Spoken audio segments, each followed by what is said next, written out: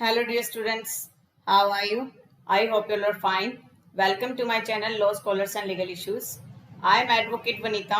I am presenting here again another important topic that is related to CRPC. In the last previous class of CRPC, we have already discussed about section 219 that we have completed with the examples also. देखिए काफी समय से मेरी जो तबीयत है थोड़ी सी ठीक नहीं चल रही है। मुझे टाइफाइड हो गया था जिस वजह से काफी दिनों से ड्रिप वगैरह लग रही थी। बड़ी मुश्किल से जाके अब सारा कुछ सिस्टम सेट हुआ है, तो मैं आपके सामने नया वीडियो लेकर आ गई हूँ। उम्मीद करती हूँ कि आपने मेरे जो प्रीवियस वीडियो वो देख लिए होंगे। अगर आपने मेरे वो वीडियो नहीं देखे हैं तो आप जो है वो वीडियो जाकर देख लीजिए, जिससे आज का ये जो लेक्चर है आपको अच्छे से समझ में आ जाएगा। आज का हमारा लेक्चर है सेक्शन 220 पर, जो कहता है कि if in one series of an act so connected together as to form the same transaction, कि मान लीजिए एक सीरीज में कुछ ऑफेंस किए गए हैं, कुछ एक्ट किए गए हैं जो सेम ट्रांजेक्शन में है, मोर ऑफेंसेस देन वन, एक से ज्यादा ऑफेंसेस है, are committed by the same person. ये बात कर रहा है सेम पर्सन की। इससे लास्ट सेक्शन में हमने डिस्कस किया था, उसमें हमने सेम पर्सन की बात नहीं की थी। उसमें हमने सिर्फ डिस्कस किया था कि जो 3 ऑफेंसेस हैं विद इन 1 ईयर को आप क्या कर सकते हो, ज्वाइन कर सकते हो। लेकिन ये सेक्शन कहता है कि अगर सेम पर्सन है तभी आप ज्वाइन करोगे, उनके चार्ज को आप कंबाइन कर सकते हो, अदरवाइज नहीं कर सकते। He may be charge with and tried at one trial for every such offence, हर एक ऑफेंस के साथ साथ उसका इकट्ठा ट्रायल हो सकता है। सेकंड क्लॉज कहता है one person charge with one और more offences of criminal breach of trust और dishonest misappropriation of property as provided in subsection 2 of section 212, 212 के सबसेक्शन 2 में और जो 219 के सबसेक्शन 1 में जो कुछ प्रोविजन दिया हुआ है, जिसके तहत आप क्रिमिनल ब्रीच ऑफ ट्रस्ट और मिसअप्रोप्रिएशन ऑफ प्रॉपर्टी को इकट्ठा आप चार्ज कर सकते हो, ज्वाइन कर सकते हो। Is accused of committing for the purpose of facilitating और concealing the commission of that offence और दोज ऑफेंसेस। मान लीजिए कोई एक्यूज जो है उसने वो ऑफेंस कमिट किया है या उस ऑफेंस को वो छिपा रहा है। वन और more offences of falsification of accounts, जिसने अकाउंट्स के साथ भी हेराफेरी की हो, इस प्रकार के ऑफेंसेस को उसने छिपाया है, तो उन सभी को भी चार्ज किया जा सकता है इकट्ठा and tried at one trial, और एक ट्रायल में उसका ट्रायल हो जाएगा एवरी सच ऑफेंस के लिए। कहने का मतलब है ऊपर वाला क्लोज कह रहा है, फर्स्ट क्लोज कह रहा है कि अगर सेम ट्रांजेक्शन की बात हो रही है, मोर ऑफेंसेस देन वन है, तब सेकंड क्लोज बात कर रहा है कि क्रिमिनल ब्रीच ऑफ ट्रस्ट है, डिसऑनेस्ट मिसअप्रोप्रिएशन ऑफ प्रॉपर्टी है, और या मान लीजिए कि कोई फॉल्सिफिकेशन ऑफ अकाउंट है, उनको भी आप इकट्ठा कंबाइन कर सकते हो। थर्ड क्लोज कहता है if the acts एलिज्ड constitute an offence falling with in 2 और मोर सेपरेट डेफिनेशंस, अगर वो लोग की सेपरेट डेफिनेशंस में फॉल कर रहे हैं, for the time being in force by which offences are defined और पनिश्ड, जिसमें ऑफेंस डिफाइन किया गया है, उसकी पनिशमेंट दी गई है, The person accused of them may be charged with and tried at one trial, तो उन सभी पर्सन जो भी पर्सन उन ऑफेंस से एक्यूज है तो उनका एक ट्रायल में ट्रायल किया जा सकता है हर एक ऑफेंस के लिए।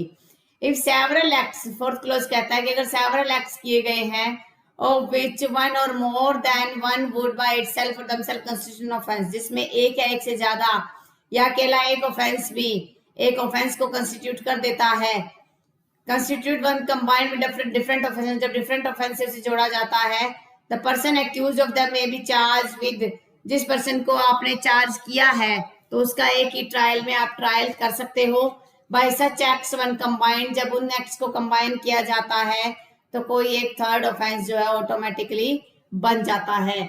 जैसे मान लीजिए आप एग्जांपल लीजिए कि अगर आपने 379 है, थेफ्ट है, अगर आपने रोबरी किया है, 380 किया है, तो उसमें ऑटोमेटिक थेफ्ट तो इंक्लूड हो ही जाता है। तो अगर कोई बड़ा ऑफेंस के लिए आप चार्ज कर रहे हो, उसमें कोई छोटा ऑफेंस ऑटोमेटिकली इंक्लूड है, तो उसको भी आप साथ में ही ट्रायल ले लोगे, ऐसा नहीं कि आप उसको अलग अलग लेकर चलोगे।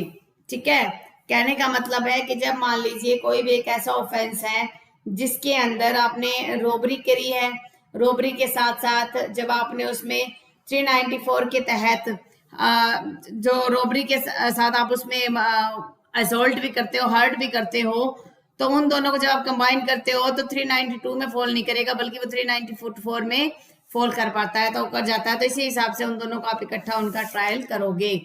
फिर कह रहा है नथिंग इन दिस सेक्शन इस सेक्शन में ऐसा कोई भी प्रोविजन है वो सेक्शन 71 को इफेक्ट नहीं करेगा इंडियन पिनल कोड का।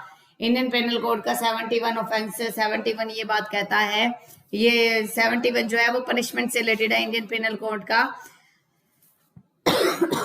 सॉरी, थोड़ा सा तबीयत में कुछ प्रॉब्लम है, इस वजह से गला भी उतना साफ नहीं है। क्योंकि जब क्या है कि जो 71 आईपीसी का कहता है limit of punishment of offences made of several offences, जिसमें सेवरल ऑफेंसेज है उनमें आप लिमिट कर दोगे पनिशमेंट की। मान लीजिए एक व्यक्ति है जो एक मुक्का मारता है किसी व्यक्ति को, वो लगातार 50 मुक्के मार रहा है, तो क्या 50 मुक्कों के लिए आप अलग अलग से उसे हर्ट के लिए उसको पनिशमेंट दोगे? उसकी जो एक फिक्स पनिशमेंट है वो दी जाएगी। अब इसको थोड़ा एग्जाम्पल के थ्रू हम समझते हैं, थोड़ा पॉइंट हमारा अच्छे से क्लियर हो जाएगा।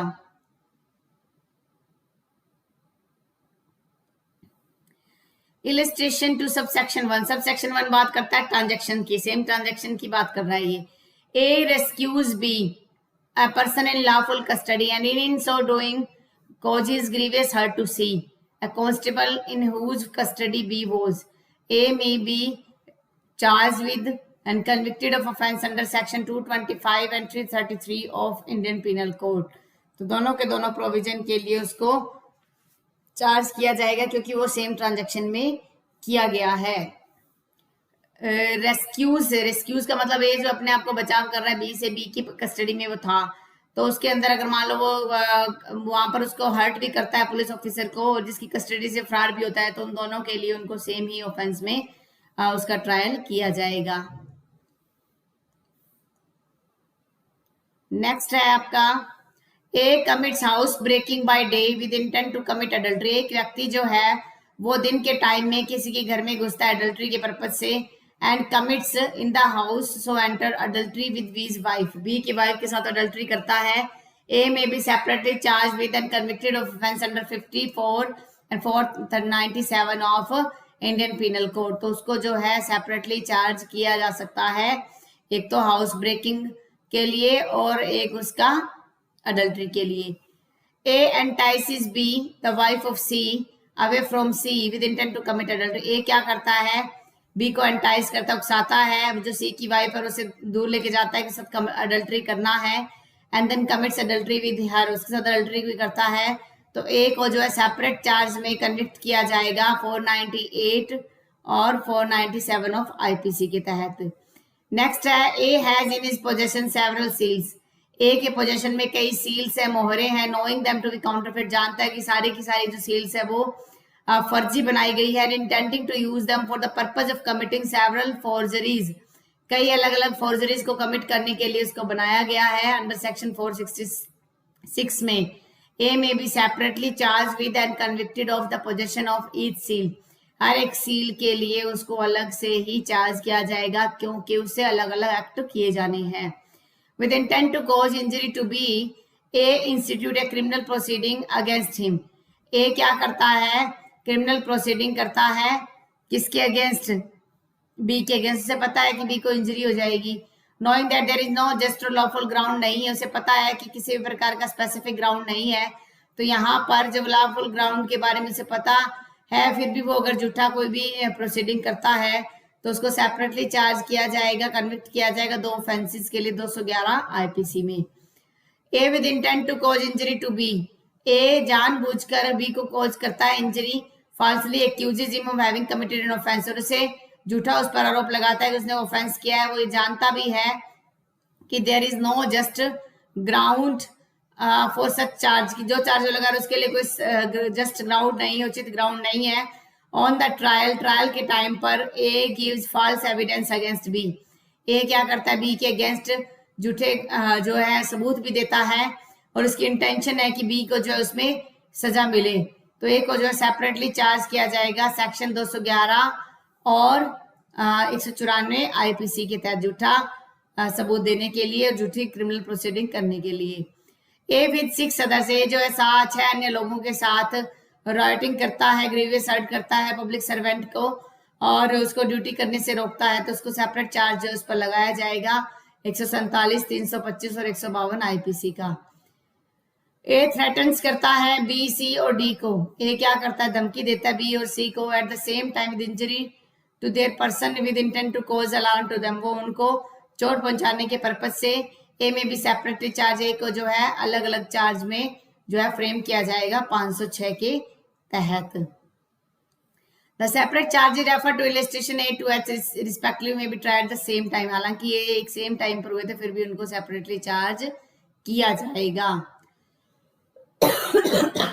सॉरी, आगे हम एग्जांपल्स और देख लेते हैं, बाकी मैं नेक्स्ट क्लास में करवाऊंगी इसका सॉरी, इसका रिमेनिंग पार्ट जो हम नेक्स्ट क्लास में कंटिन्यू करेंगे, जिसमें मैं इसको सारा का सारा जो भी थ्योरी है हमारा सेक्शन 220 का उसको डिटेल में कवर करवा पाऊंगी। ए रॉन्गफुली स्ट्राइक करता है बी को, बी द केन, ए क्या करता है बी पर हमला करता है केन से। ए को सेपरेटली चार्ज किया जाएगा 352 और 323 आईपीसी के तहत।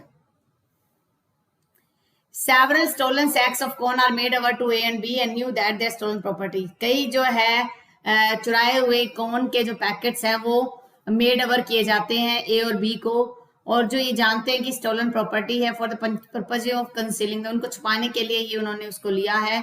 वो एक बहुत बड़ा गड्ढा खोदते हैं और उसमें उस सबको डाल देते हैं, तो उन सभी के ऊपर जो है 411 और 414 का चार्ज जो फ्रेम किया जाएगा।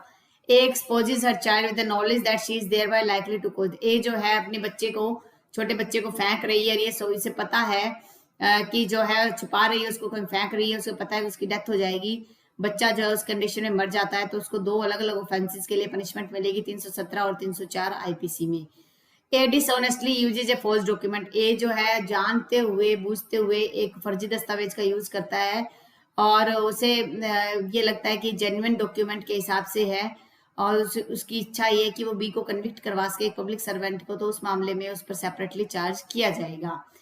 अब हमारा illustrations to subsection 4। A commits robbery on B, B पर रॉबरी कमिट करता है और ग्रीवियस हर्ट। जब रॉबरी और ग्रीवियस हर्ट दोनों को आप कंबाइन करते हो तो 394 बन जाता है, डकैती बन जाता है, नहीं 394 का जो ऑफेंस है उसमें लग जाता है, तो 323 हर्ट हो गया, 392 रॉबरी हो गया और 394 के अंदर जो उनको कन्विक्ट किया जा सकता है। तो इस प्रकार से उनको सेपरेटली चार्ज किया जाएगा और उसको इकट्ठा जो है उसमें कन्विक्शन भी हो सकती है। तो ये है हमारा सिंपल सा प्रोविजन जो हमने आज डिस्कस किया है। इसको डिटेल डिस्कशन में नेक्स्ट क्लास में करवाऊंगी। मैं उम्मीद करती हूँ कि आपको इतना सा वीडियो जो है वो पसंद आया होगा। हालांकि मेरी तबीयत खराब है, अभी भी इतनी ओके नहीं हुई है, लेकिन मुझे लगा कि मुझे कंटिन्यूटी बनाए रखनी चाहिए, क्योंकि एक हफ्ते से ज्यादा का टाइम हो गया, किसी प्रकार का मैं वीडियो अपलोड नहीं कर पाई हूँ। कोरोना के इस टाइम पीरियड में आप अपने फैमिली मेंबर्स का, अपने नेबरहुड का ध्यान रखिए। Stay home, stay safe, stay healthy. Thank you for watching. Have a nice day.